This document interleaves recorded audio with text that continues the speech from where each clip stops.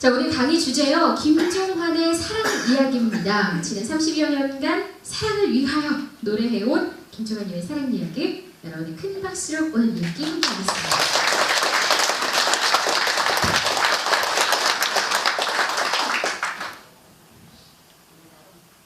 오늘 제가 말씀을 드리는 것은 서울에서 여기까지 내려와서 100% 진실만을 이야기할 것을 맹세하는 자리입니다. 서울에서 여기 내려오면서 1시간 가까이 이야기하는데 그 중에 조금이라도 거짓이 있다면 제 몸을 치워줍니다. 전병호 회장님 뒤에 주머니 손 놓고 왔다 갔다 좌측으로 앉아입니다. 사람이라는 것은 어떤 사람을 만나느냐가 참 중요한 것 같아요. 누구를 만나느냐가 그 사람의 삶을 바꿔놓은 것은 맞는 것 같습니다. 저는 뒤늦게 전병호 회장님 만났지만 괜히 제가 의리를 지키고 싶은 마음이 절로 생기는 분이라 이렇게 간단하게 이야기를 드리고 싶어요. 제가 생각보다는 이렇게 잘 움직이는 사람은 아니거든요. 부른다고 가고 오라고 해서 가고 돈 준다고 오고 저는 그런 사람이 아닙니다. 그렇게 움직여 본 적도 없고 오늘은 저의 이야기를 할 텐데 상당히 뭐랄까 사실일까 하고 궁금증이 생길 정도로 그러한 이야기의 내용이 좀 될 것 같아요. 어린 시절의 이야기를 생각하고 제가 대학교 입학하는 시절부터 말씀을 드리자면 술, 담배는 20살 때까지 못했습니다. 그리고 당구조차도 칠 줄을 모르는 그냥 평범한 학생이었고 7살 때 국민학교라고 그러죠. 국민학교라고 표현하겠습니다. 대학의 국민학교 세대들이시니까. 국민학교 입학하기 전해부터 기타를 치고 노래를 불렀던 게 경계대가 지금의 노래를 하게 되었고요. 또 그때 7살 때 기타와 동시에 같이 함께 하게 된 것이 스피드 스케이트 운동이었는데 제가 그 운동을 7살 때부터 하면서 대표 선수 생활까지 했던 저입니다. 왜 이런 얘기를 하냐면 체력이 뒷받침되지 않으면 아무것도 할 수 없다는 걸 뒤늦게 알았거든요. 여러분 여기 계시는 분들은 오늘이라도 시간 꼭 내셔서 운동 많이 하시기 바랍니다. 제 어머니께서는 제가 음악하는 거에 대해서 찬성하셨을까요? 반대하셨을까요? 무조건 반대했습니다. 네. 그리고 우리 집안의 아들은 저 하나입니다. 그리고 저를 끝으로 우리 집안의 대를 끊어졌습니다.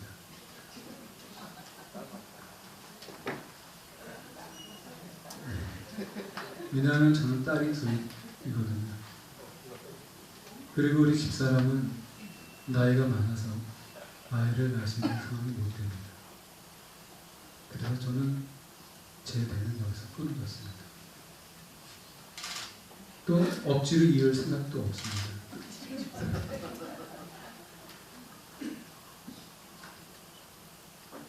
대학교에 입학을 했는데 하게 된 동기는 저는 행정학을 전공했습니다. 제가 전공한 과목을 살리자면 저는 동사무소나 군청회나 이런 데 가서 근무를 해야 되겠죠. 법무사 일을 하던가. 어느 날 강변가여자 대학가에 제가 눈이 들어왔어요. 그래서 거기를 나가고 싶었습니다. 왜? 7살 때부터 노래를 해왔으니까. 그런데 어머니는 반대하셨고 저는 이름을 바꾸어야만 했습니다. 제가 쓰는 이름은 예명입니다. 김종환이라는 이름을 탄생하게 된 것은 우리 어머니의 눈을 피하기 위해서, 귀를 피하기 위해서 제가 만든 제 이름이었습니다. 그러면 제 어머니가 이름만 꼭 갖고서는 저를 못 찾을 테니까. 그래서 이름을 바꾸어서 활동을 하기 시작했는데 나중에는 그거를 알려지게 됐어요. 우리 어머니는 혈압이 높으셨는데 혈압으로 인해서 쓰러지셔가지고 그 이듬해에 세상을 떠나셨습니다. 지금은 여러분들은 팔 운동이나 뭐 이런 운동 하시지 말고 무조건 하체 운동만 집중적으로 하십시오. 하체 운동은 하체가 튼튼하면 심장도 튼튼해지고 모든 소화기관이나 이런 것들이 다 튼튼해지니까요. 이성화 선수가 허벅지가 굉장히 두껍죠. 그 선수는 죽을 때까지 심장이나 다른 질병으로 인해서 죽을 확률은 거의 제로라고 보시면 됩니다. 제가 그래서 그때 운동한 걸 가지고 지금껏 살아오고 있는 거예요. 아직 제 나이보다는 젊게 보이는 겁니다. 집사람 만나서 처음에 조금 집안에서 반대가 많았죠. 우리 집에 반대가 많은 게 아니라 그쪽 집에서 직업이 마땅치 않고 아직 학생이고 그리고 맡길 만큼의 내가 어떤 직장에 있는 사람도 아니고 반대가 굉장히 심했습니다. 그런데 저를 믿고 저에게 따라와준 사람은 바로 제 집사람이었는데 그분이 나를 버리지 않았기 때문에 지금까지 존재하고 있는 이유 중에 하나이겠죠.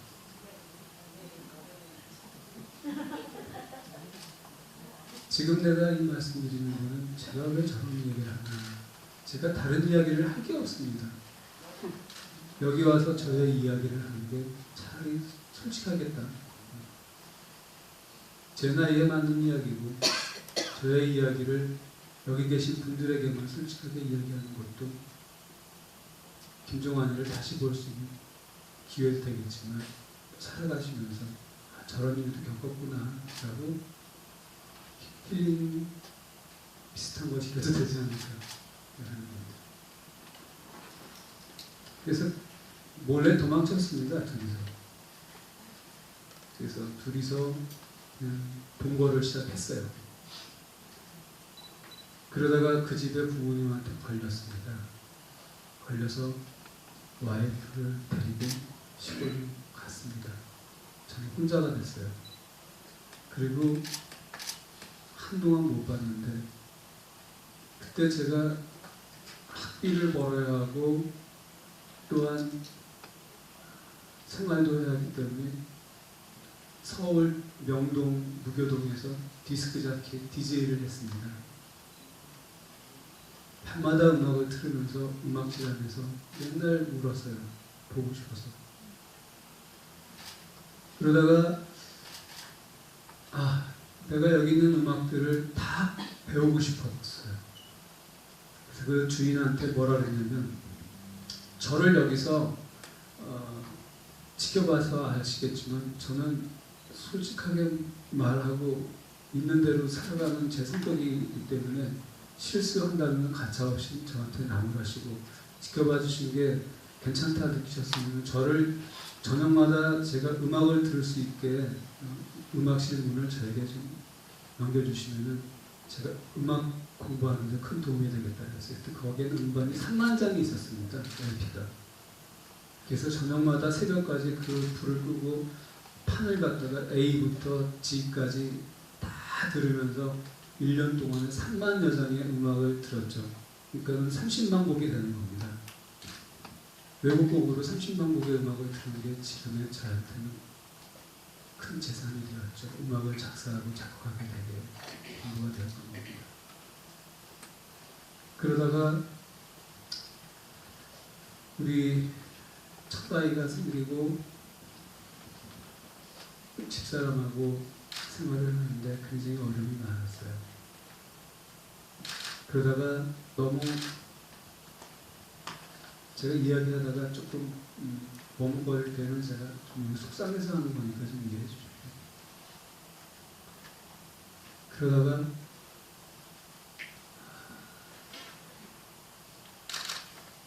와이프가 애와 함께 처갓집에 다시 내려가게 되죠. 내려가게 돼서 그때 제가 만들려고 했던 노래들이 참 많았는데 구로동에 있는 하숙집에서 하숙을 하게 됐습니다.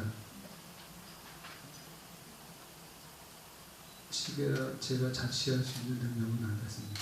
아이는 시골에 친정집에 가 있고 그래서 거기서 5년 동안 헤어져 있을 때 구로동 하숙방에서 만드는 비가 오는 날이었는데 그때는 삐삐를 차고 있을 때였어요. 허리에다가 공중전화를 삐삐가 왔길래 전화를 걸었어요. 한참 이야기를 했죠. 전화 끊고 내려와서 만드는 노래가 경제의 눈물이었습니다. 전화 통한 내용이 가사 전부에 다 들어있습니다. 언젠간 너와 함께 다시 할 거야. 그러니까 그때까지 좀 기다릴 수 있게. 제가 창작을 한 것이 아니라 전화기에 통화한 내용이 그대로 가사에 담겨진 겁니다.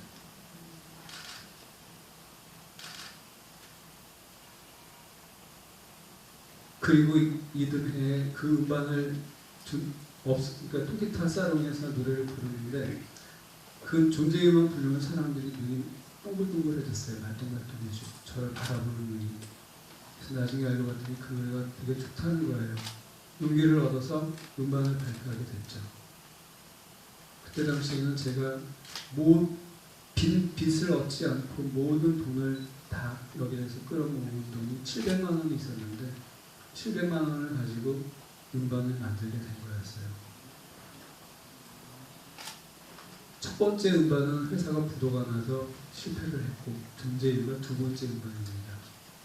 그래서 5년 동안 헤어졌을 때 만드는 그 노래를 가지고 대중들이 이 노래를 되게 좋아해 주었기 때문에 용기를 내서 음반을 만들었는데 홍보할 데가 없었어요. 여기서부터 참 중요한 얘기인데요.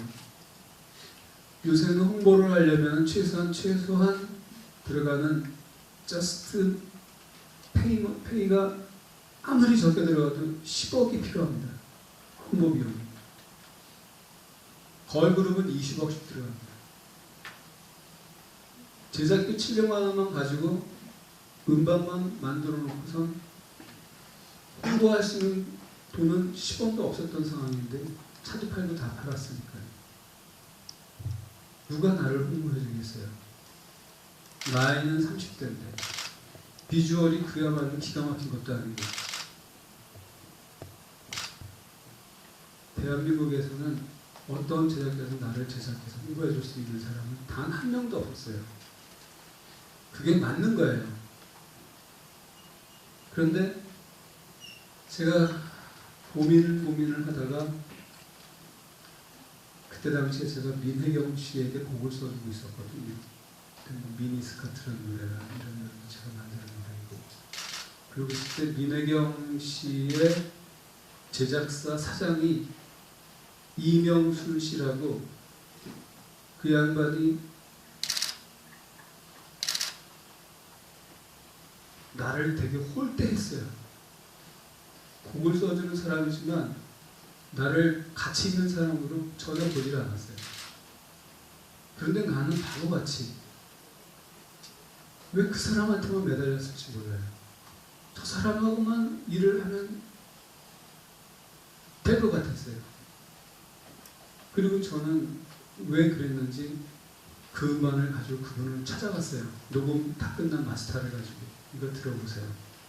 그랬더니 듣자마자 책상 앞으로 이렇게 툭 밀어놓는 것도 아니고 거의 던지듯이 탁 하고 던져놓는데 제가 1년 넘도록 고생해서 만든 음반을 갖다가 이렇게 탁 집어던질 때 그 심정이 여기가 정말 미치는 줄 알았습니다. 그런데 거기에서 제가 뭐라고 할 수 있는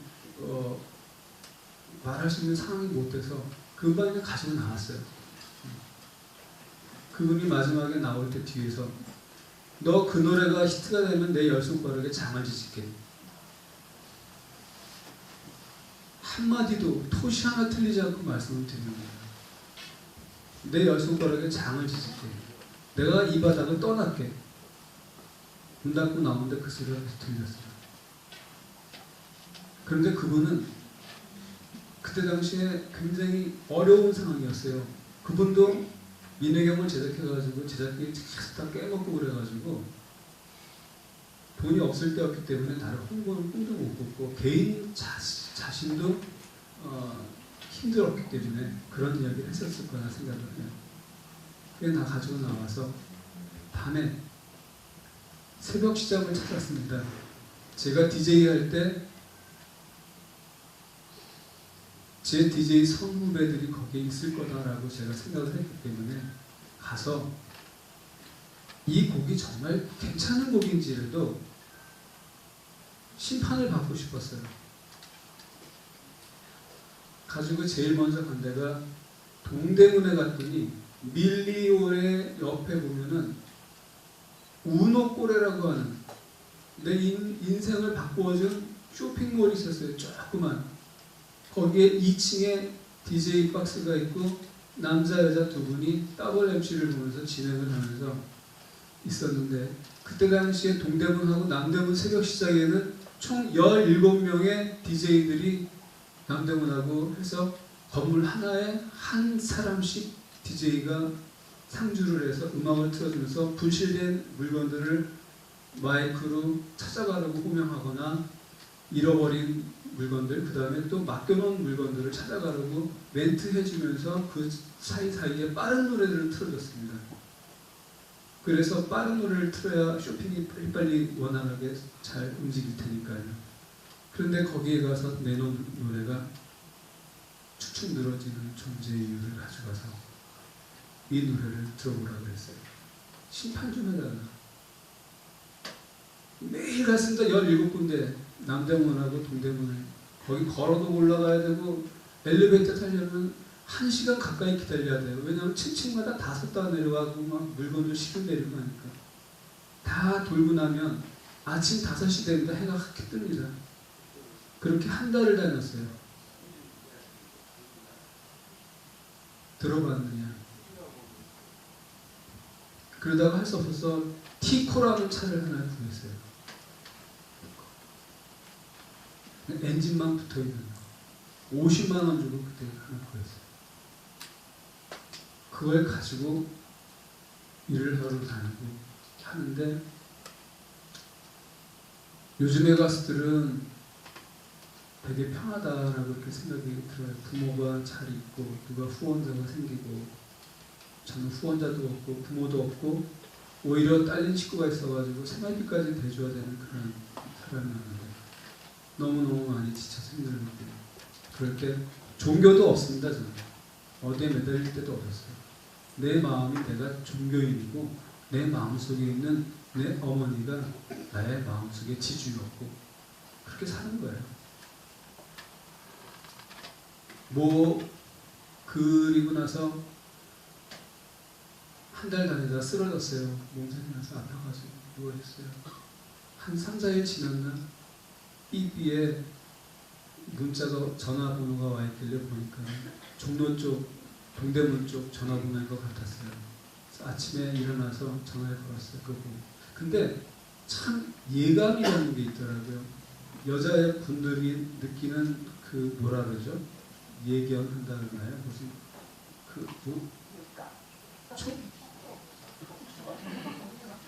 직감. 여성분들은 직감이라고 그러시는데 뭐가 이 삐삐 번호를 딱 보는데 뭐가 내 눈앞에서 번쩍하는 그 느낌을 받았어요. 이것 또한 하나의 거짓도 없이 말씀드리는데 근데 빛이 번쩍했다는 게 아니라 느낌이 뭐가 팡 이거 이상하다 기분이 그런 기분을 받았어요. 왜 전화가 삐삐가 와 있지 나한테? 그래서 공중전화가 가지고 전화를 걸었어요. 걸어가지고 여보세요. 아니 왜 안 나오냐 이거예요. 그래서 어디세요? 그랬더니 문옥고래예요. 그래요. 왜요? 그랬더니 아니 매일 나오다가 안 나오니까 궁금해서 며칠 전에 음악을 새벽에 사람들 이제 다 물건들 사서 지방으로 다 내려가고 한가할 때 그때 한번 틀었는데 갑자기 전화가 막 온다는 거예요. 밑에 그 옷 파시는 분들이 이게 무슨 노래냐, 누구 노래냐, 제목이 뭐냐. 그래서 재밌어가지고 17군데에 있는 많은 DJ들한테 전화를 걸어가지고 니네들 지금 다 틀어보라 그랬대요. 그랬더니 그 음악을 다 틀었는데 똑같은 반응이 왔대요. 이 노래가 제목이 뭐냐, 누구 노래냐. 그래서 나한테 삐삐를 쳤다는 거예요. 빨리 와서 보라고. 5일 있다 갔어요. 5일 있다가. 갔더니 길거리에서 벌써 나와가지고 리어커 위에서 B자 테이프이 1,500원씩, 2,000원씩 팔고 있는데 음악이 저기서 나오는데 어디서 많이 들어본 노래가 나오는 거예요. 저는 내 노래라고 생각도 못했어요. 부러웠어요. 나는 오히려 다른 사람들이 리어커에서 그 노래가 막 나올 때 그거를 갖다가 이렇게 사서 이렇게 듣고 다른 가수들 노래 나오면 나는 언제쯤 저기라는 데서 내 노래가 흘러나올 것인가. 근데 그것조차도 생각도 못했었던 일이었으니까 내 노래가 흘러나오고 있는데 제가 몸도 안 좋은데 얼마나 놀랐겠어요. 그래서 다리가 풀려서 땅바닥에 주저앉았어요. 그래서 한참 있다가 일어나가지고 갔어요. 리어카에 갔더니 이렇게 나무판에다가 종이를 붙여가지고 존재의 이유 김종환.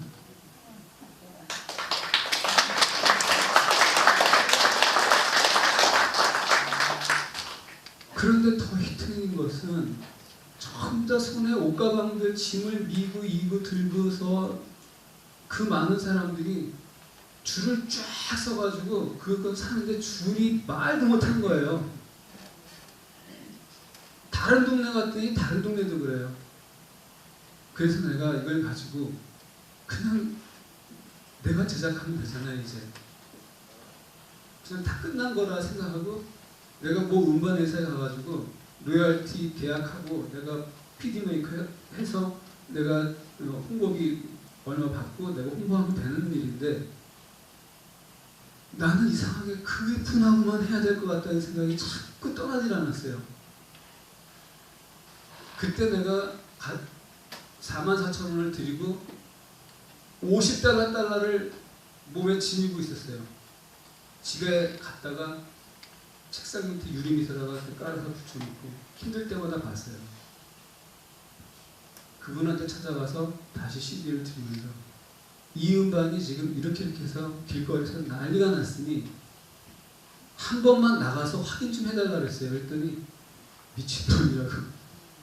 자기가 방송국에 갔다가 그렇게 홍보를 하고 30년 동안 이 바닥에서 있으면서 그분 말씀이었어요. 이 바닥이라는 게. 이 바닥에 30년 동안 있으면서 그렇게 홍보를 하려고 촌지를 그렇게 많이 뿌려도 되지 않는 게 이 바닥인데 어떻게 노래가 그냥 저절로 길거리에서 떠가지고 히트가 되느냐는 얘기예요. 안 간대요. 날들어 거짓말하지 말라 그러더라고요. 그래서 꼭 나랑 나와봅시다. 나의 인생에 사장님의 인생에 중요한 일이 될 수도 있으니까 나가봅시다. 그랬더니 본인은 안 나가시고 거기에 있던 실장과 함께 나가보라 그랬어요. 그래서 나 실장 싫다. 같이 나가자. 그래서 나갔어요. 택시 타고. 나가서 그걸 봤어요. 길거리에 쭉 서서 사람들이 막 사고 음악 나오고 이분이 놀래가지고 바로 그 다음날 신나라 레코드에다가 전화를 걸어서 이 음반을 갖다가 계약을 해가지고 거기서 홍보비를 받아가지고 홍보를 해서 그 다음 주부터 주문량이 들어오는데 매일같이 2만 장씩 들어왔어요. 한 장 팔리면은 8,500원이 남았습니다. 곱하기 2만을 해보세요. 얼마인가요? 얼마죠? 네? 1,700만 원. 1700이 아니죠. 1억 7천 아닌가요? 네. 그렇게 끊임없이 들어와서 음반 판매, 존재의 이유, 음반만 가지고 벌어들인 수익이 500원이었습니다.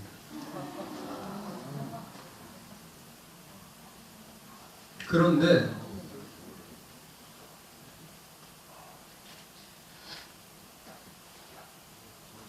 여기에서 또 하나의 스토리가, 비하인드 스토리가 하나 또 생깁니다. 뭐냐면 존재의 이유라는 노래가 길거리에 나오고 있으니까 그때 당시에 드라마, KBS 드라마 첫사랑이라는 드라마가 있었는데 최수종하고 이승연이 서로 너무나 사랑하고 함께 하고 싶은데 꼭 김중환이하고 제 집사람하고 이야기하고 같아요.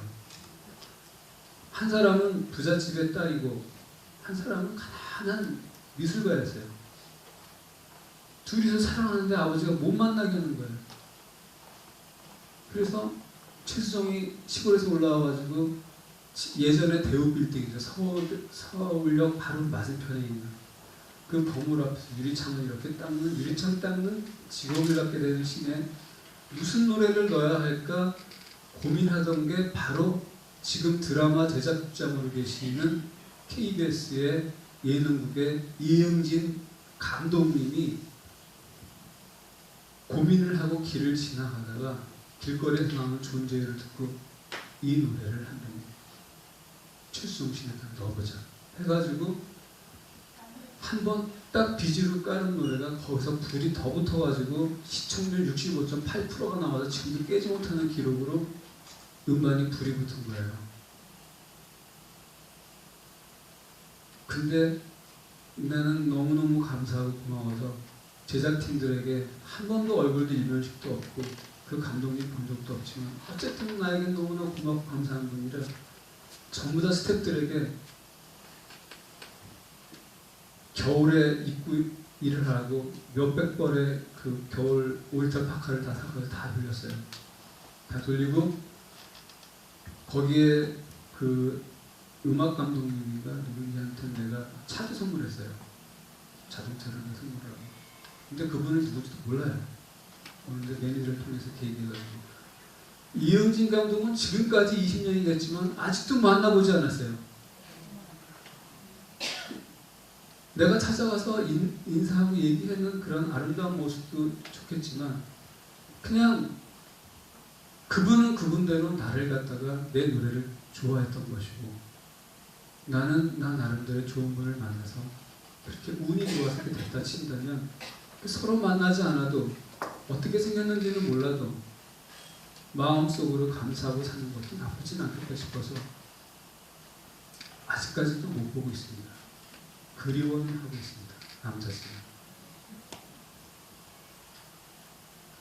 여기서 존재를 한번 불러야 될 것 같습니다.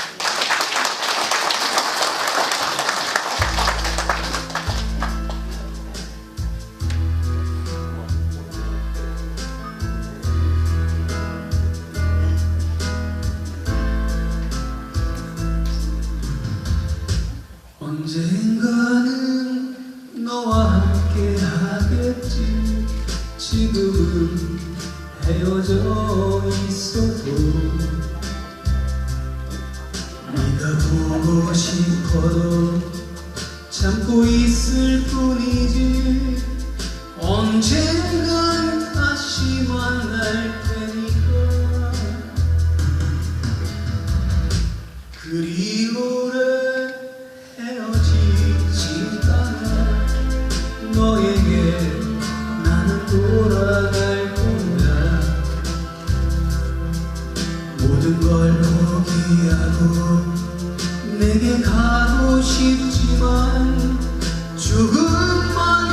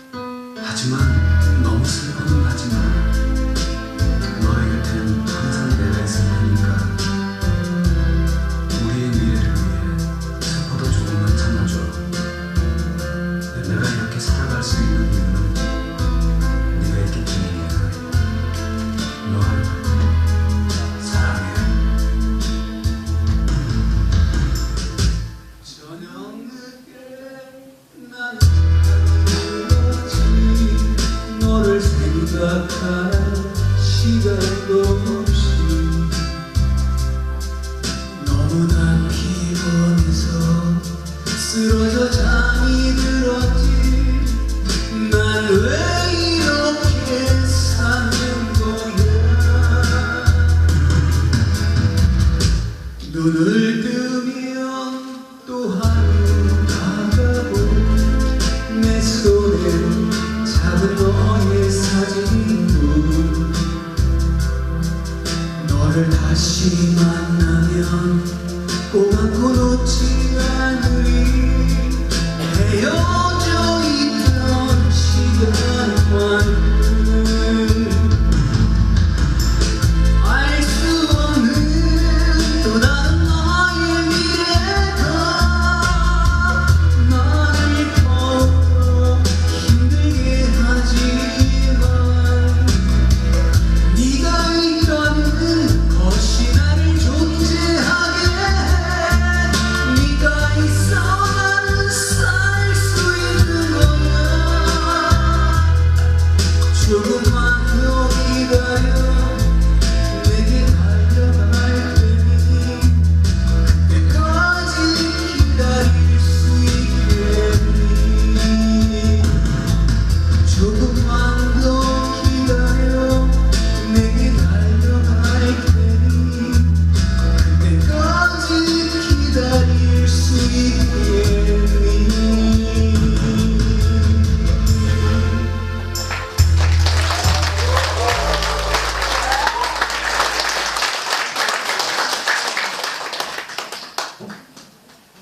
그렇게 이 노래는 여러분에게 다가가게 됐고,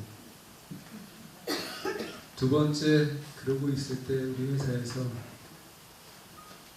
제가 가서 그랬어요.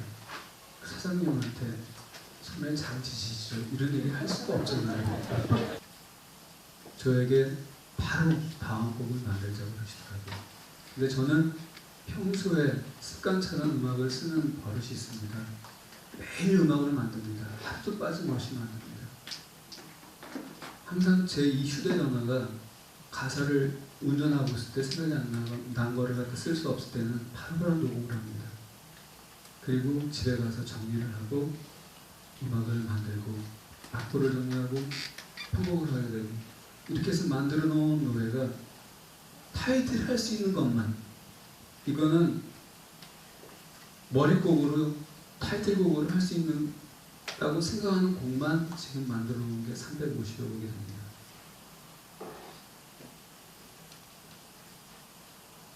왜 그러느냐?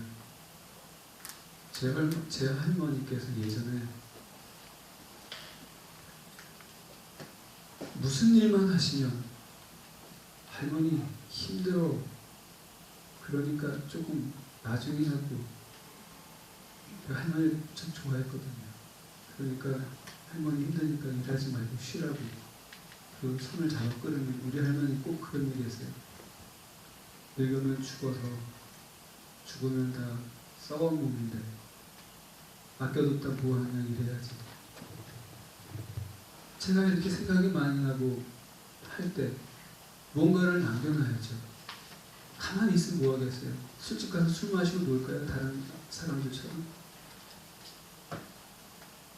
솔직하게 얘기해서 내 주변에 있는 사람들, 본받을 만한 사람들 없습니다.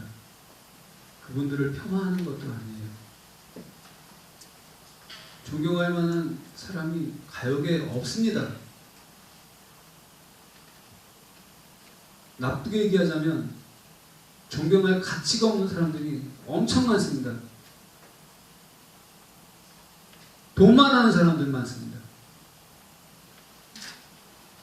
대부분이 돈 벌려고 노래합니다. 나쁘다는 얘기는 아니지만 너무합니다.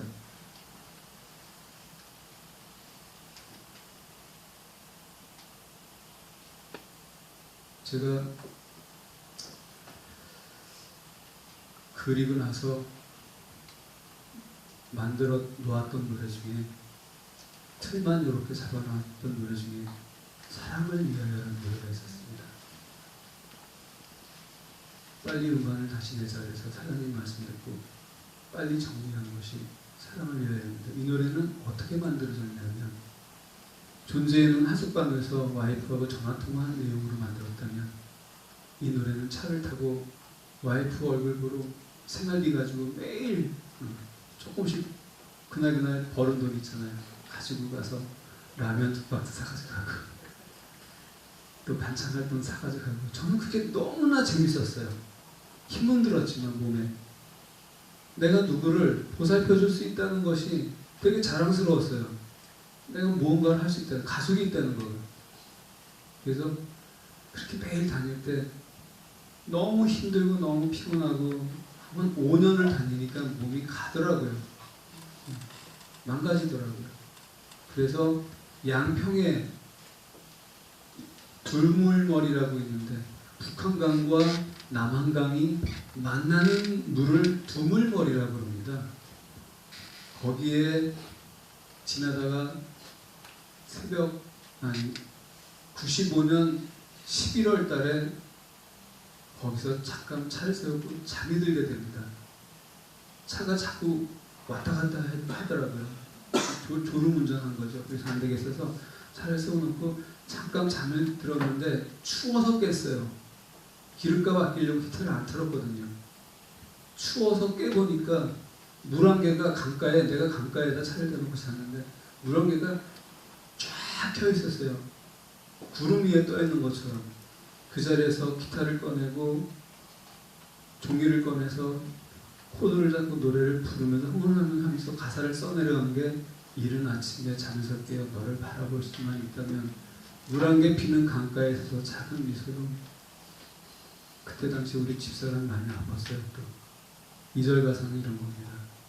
내가 아플 때보다 네가 아파할 때 그 순간 나는 천이더라. 그래서 너의 앞에 모든 것을 다 벗어버렸다. 거짓의 옷을 벗었다.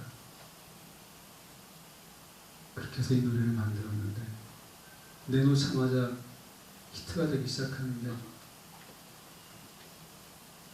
하루에 존재 이유 플러스 2만 장씩 들어오는데 얘는 하루에 3만 장씩 주문이 들어오는 거예요.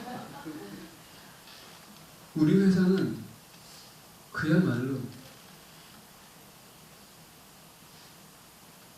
손에 잔치일 것 같은 거지 같은 놈 하나가 회사를 살렸다고 우리 사장님은 만세를 불렀어요. 우리 직원들 제가 집 다 사줬습니다. 우리 사장님은 연세 많으시니까 집부터 사세요. 집이 뭐가 필요하니 자기는 집부터 사세요. 나중에 후회하지 마시고 집 사세요. 내 매니저 집 사줬어요. 나하고 관계없는 매니저들도 수고했다고 집 사줬어요. 저는 그때 계약한 대로 로열티 받아가지고 정세로 살았어요.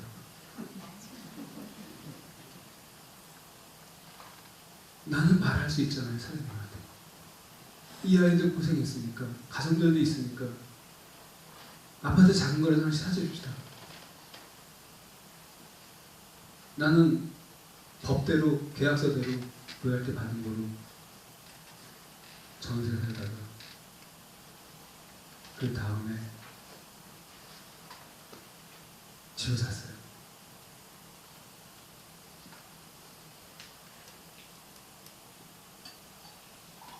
이 노래가 얼마나 히트가 됐냐면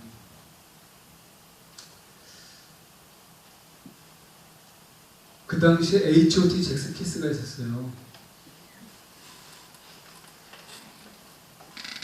어마어마한 그룹이죠. 아이돌에서는. 그때 당시 활동했던 가수들이 누구였냐? 지금 나열을 할 테니까 들어보세요. 김종환이가 거기 낄 수 있는지 안 낄 수 있는지. H.O.T. 잭스키스, 핑클, S.E.S, 조성모, 김건모, 신승훈, 서태지와 아이들, 또 터보, 또 많아요. 그 다음에 태진아, 송대관, 서른도, 트로트 가수들 다 있죠.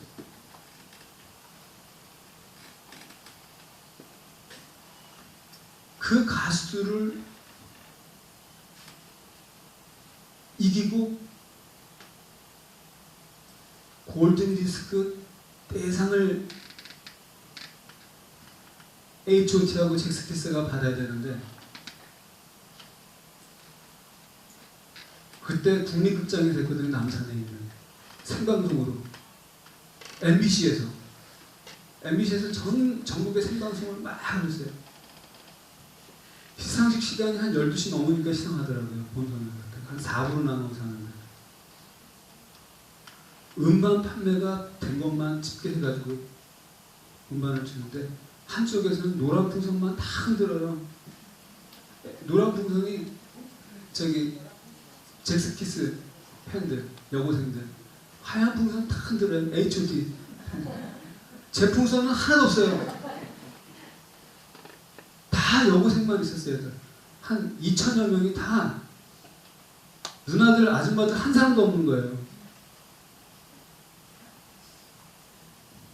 근데 음반은 제가 제일 많이 나왔죠. 또 실시간 ARS를 전화를 눌러서 1위를 주는 거예요.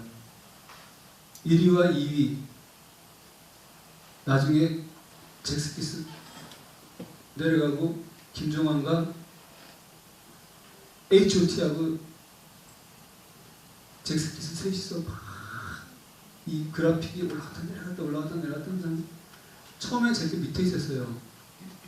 이게 뭐였냐면 1번을 누르면 H.O.T, 2번을 누르면 뭐 제키, 3번을 누르면 김종환 이렇게 된 거예요. 그리고 나머지 가수들은 음반이 이렇게 안 팔렸으니까 그냥 10대 가수로만 남아있는 거고. 그런데 거기에서 제 건 밑에 있었는데 좀 올라와요. 천천히. 왜 그랬나? 나중에 그거 쭉 올라오더라고요. 나중에 알게 된 사실은 엄마들이 집에서 TV를 보다가 자기 딸들이 1번 아니면 2번을 누르고 있으니까 화가 나가지고 꼽아가지고 3번을 계속 누른 거예요. 그래가지고 그래픽이 쭉 올라오더라고요. 제가 골든디스크 대상을 받게 됐어요. H.O.T하고 잭스키스는 저 때문에 가수왕상을 못 받은 거죠. 그리고 2000년도가 됐는데 2000년에 제가 북한에 가서 공연을 하게 됩니다. 평양에 갔더니 살벌하게 그제 없더라고요. 정말. 그런데 거기에 갔더니 봉화문화예술극장이라고 있는데 서울 세종문화회관 같은 곳이었어요. 거기에서 노래를 했는데 거기에 있는 사람들이 다 노래를 입을 조금씩 여기 따르는 게 보였어요. 그래서 제가 안내원한테 물어봤죠. 이 노래 아느냐 했더니 중국에서 피자 테이프 얻어다가 아름아름 입으로 구성돼가지고 북한에 있는 사람들은 다 듣는데요. 아, 그럽니다. 그리고 이제 이따가 내려왔어요. 이제 공연 다 끝나고 서울에 딱 와서 인터넷을 봤더니 뭐죠? 국군 국방부에 무슨 뭐 인터넷 이렇게 신문 같은 게 있나 봐요. 거기에 국방부의 모 교수가 북한에서 알려진 한국 노래 중에 대놓고 부르면 다 잡아가고 가두고 뭐 교화, 노동교화 뭐 이런 걸 시키는데 다 모여서 함께 불러도 눈 감아주는 노래가 딱 유일하게 하나 있대요. 김종환의 사랑을 위하여. 그래가지고 인터넷에 그 신문으로 올렸더라고요. 국방부에도. 그게 나는 이런 것들이 저에게는 꿈 같은 일이 벌어졌고 또 지금도 그런 일이 계속 진행되고 있지만 여기 계신 모든 분들이 사업하시잖아요. 사업하시는데 하다 보면 분명 어려운 난관이 있을 거예요. 그러면 그거를 가만히 생각해 보면은 어딘가 탈출구가 있다는 것을 저는 느꼈거든요. 느꼈고 보았고. 그러니까 꼭 여러분들도 깊이 한 번씩 자기 생각을 많이 이렇게 하시면서 어떻게 하면은 살아날 수 있는지를 갖다가 고민을 해보면 분명히 기름이 있다는 것을 저는 확인했습니다. 세종문화회관 4,000석을 100% 여성으로만 다 채운 것은 대한민국의 김종환 군이 없다고 했습니다. 나훈아도 아니고 남진도 아닙니다. 그 얘기를 듣고 얼마나 웃었는지 몰라요. 콘서트장 진짜 세종문화회관 공연 딱 갔더니 다 여자예요. 이렇게 보니까 한 사람도 남자가 없는 거예요.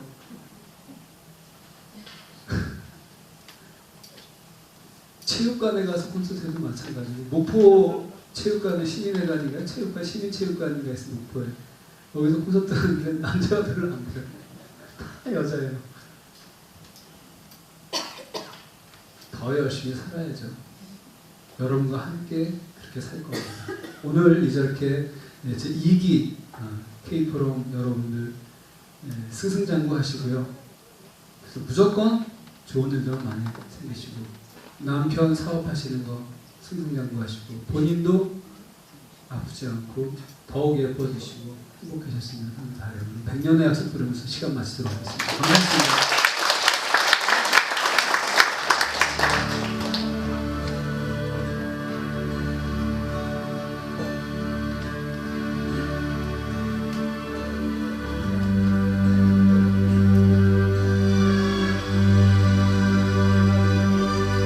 오늘 다 못 불러드린 노래는 제 개인 콘서트 때 나온 곡들을 다 불러드리도록 하겠습니다. 감사했습니다.